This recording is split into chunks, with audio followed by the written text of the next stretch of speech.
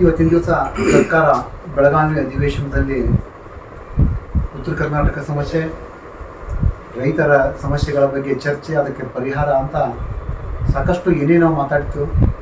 ಮುಖ್ಯಮಂತ್ರಿಗಳು ಕಾಟಾಚಾರಕ್ಕೆ ರೈತರ ಸಾಲದ ಮೇಲಿನ ಬಡ್ಡಿಯ ಮನ್ನಾ ಘೋಷಣೆ ಮಾಡಿದರು, ಸುಸ್ತಿ ಬಡ್ಡಿಯನ್ನು ಘೋಷಣೆ ಮಾಡಿದರು ಅವರು.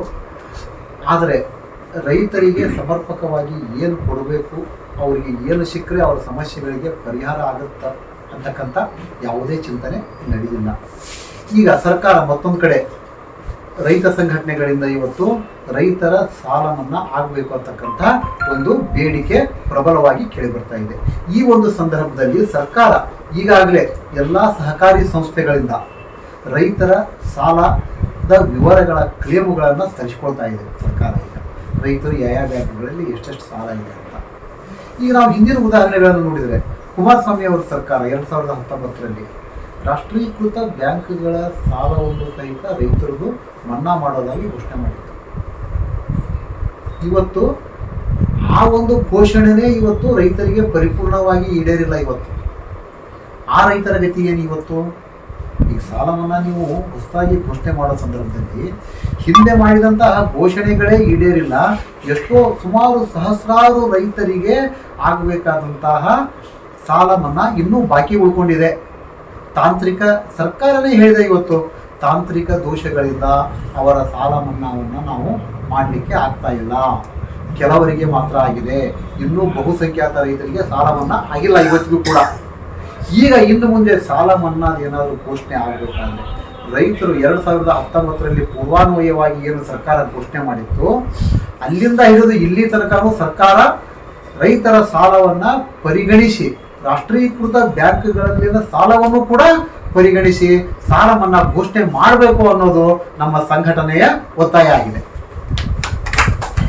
ಬಾಗಲಕೋಟೆ ಜಿಲ್ಲೆಯ ಇಲ್ಕಲ್ಲಲ್ಲಿ ನಡೀತಕ್ಕಂಥ ಪತ್ರಿಕಾಗೋಷ್ಠಿಯನ್ನು ನಮ್ಮ ನವಕರ್ನಾಟಕ ರೈತ ಸಂಘದ ರಾಜ್ಯ ಉಪಾಧ್ಯಕ್ಷರು ನಮ್ಮ ಗೆಳೆಯರಾದ ಸಿದ್ದಾರಾಮ ಪಾಟೀಲ್ ಅವರೇ, ಅದೇ ರೀತಿಯಾಗಿ ನೂತನವಾಗಿ ನಮ್ಮ ನವಕರ್ನಾಟಕ ರೈತ ಸಂಘದ ರಾಜ್ಯದ ಪ್ರಧಾನ ಕಾರ್ಯದರ್ಶಿಯಾದಂಥ ಸಹೋದರ ನಮ್ಮ ನಾಗರಾಜ್ ಹೊಂಗಲ್ ಅವರೇ ಮತ್ತು ಜಿಲ್ಲಾ ಅಧ್ಯಕ್ಷರು ಆದಂಥ ಹಿರಿಯರಾದಂಥ ಹಿರೇಮಠ ಅವರೇ ಮತ್ತು ಎಲ್ಲ ನಮ್ಮ ಸಹ.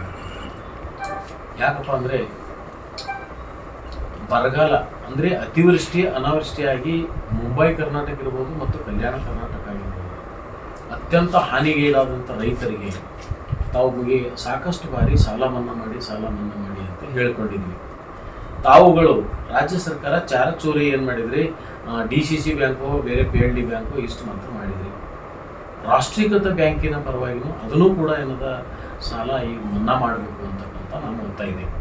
ಯಾಕಪ್ಪ ಅಂದರೆ 2-3 ವರ್ಷಗಳ ಕಾಲ ಸತತವಾಗಿ ಅತಿವೃಷ್ಟಿ ಅನಾವೃಷ್ಟಿ, ಇದು ಮುಂಬೈ ಕರ್ನಾಟಕ ಇರ್ಬೋದು ಮತ್ತು ಕಲ್ಯಾಣ ಕರ್ನಾಟಕ ಇರ್ಬೋದು, ಸಾಕಷ್ಟು ಸಾವಿರಾರು ಕೋಟಿ ಹಾನಿಯಾಗಿರ್ತಕ್ಕಂಥ ಈ ಸಂದರ್ಭದಲ್ಲಿ ತಾವು ರೈತನ ಪರವಾಗಿ ಇವತ್ತು ತಾವು ಕೆಲಸ ಮಾಡಲ್ಲ ಅಂತಕ್ಕಂಥ ನಮಗೆ ಮನವರಿಕೆ ಆಗಿದೆ. ಯಾಕಂದರೆ ಮೊನ್ನೆ ಬೆಳಗಾವದಲ್ಲಿ ನಡೀತಕ್ಕಂಥ ವಿಧಾನಸಭೆಯನ್ನು ಅತ್ಯಂತ ಪ್ರಮುಖವಾಗಿರ್ಬೋದು ಅಂತ ನಮ್ಮ ಅನಿಸಿಕೆ ಇತ್ತು, ರೈತ ಮುಖಂಡರು ರೈತರದು. ಆದರೆ ಅಲ್ಲಿ ನೀವು ಕಾಟಾಚಾರಕ್ಕೆ ವಿಧಾನಸಭೆ ನೀವು ಚರ್ಚೆ ಮಾಡಿದ್ರಿ. ಅಲ್ಲಿ ವಿಧಾನಸಭೆಯಲ್ಲಿ ಪಕ್ಷದ ಪ್ರಮುಖರು ಅಂದರೆ ವಿರೋಧ ಪಕ್ಷದ ನಾಯಕರು ಇಲ್ಲದಂತೆ ಅನ್ನೋದ ವರ್ತನೆ ಮಾಡಿರ್ತಕ್ಕಂಥ ನಾವು ಕಾಣ್ಬೋದು. ಯಾಕಪ್ಪ ಅಂದ್ರೆ ನಾವು ನವಕರ್ನಾಟಕ ರೈತ ಸಂಘದವರು ಕೂಡ ನವಕರ್ನಾಟಕ ರೈತ ಸಂಘದವರು ಸುಮಾರು ಈ 2000 ಜನ ಇವತ್ತಿನ ದಿವಸ ವಿರೋಧ ಪಕ್ಷದ ನಾಯಕರು ಸಿಸ್ಟಮ್ ಆಗಿ ನಾವು ರಾಜ್ಯದ ಪ್ರಗತಿ ಪರ ಮಾತಾಡಿರ್ತಕ್ಕಂಥದ್ದು ನವಕರ್ನಾಟಕ ರೈತ ಸಂಘದ ಮುಖಂಡರು.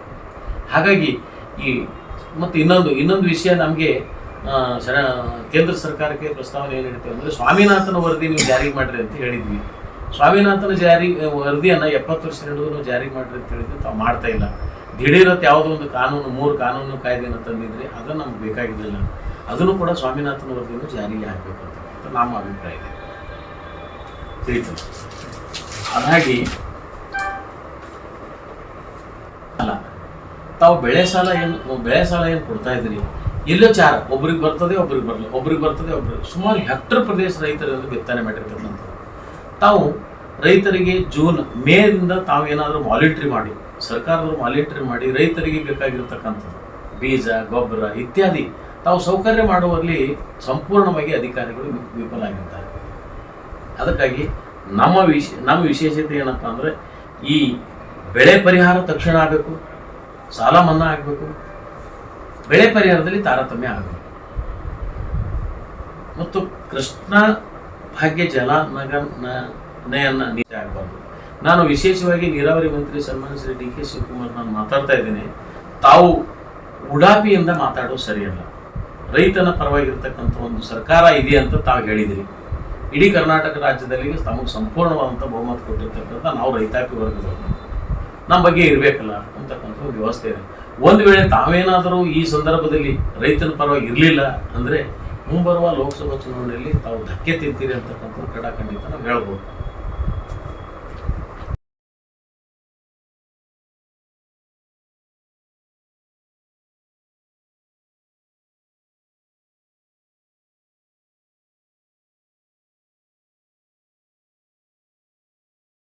Thanks for watching. Read, discuss, and debate with editor Dr. Yan Prashant Rao. Wanted reporters in print, digital, and visual media for Bharat Vaibhav Daily Newspaper, BV News Channel, and BV Fast Web News from all the talukas of Karnataka. If interested, send your resume to 9482633333.